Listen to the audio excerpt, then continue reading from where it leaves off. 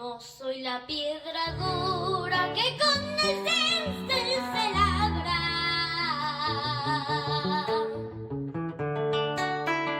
Ni soy como el acero que se funde con la fragua. Yo soy el agua de puna que labra la cordillera. Yo soy el canto serrano que desde los Andes llega. Yo soy el guayno peruano que ha de vencer al de afuera.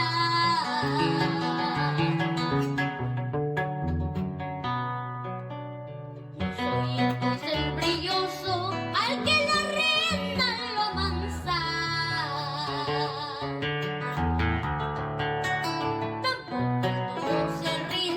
Al cuello no doblega.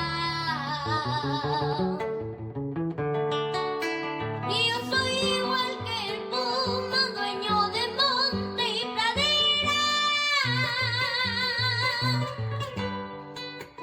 Soy el majestuoso cóndor que desde los Andes llega. Soy el majestuoso cóndor que desde los Andes llega.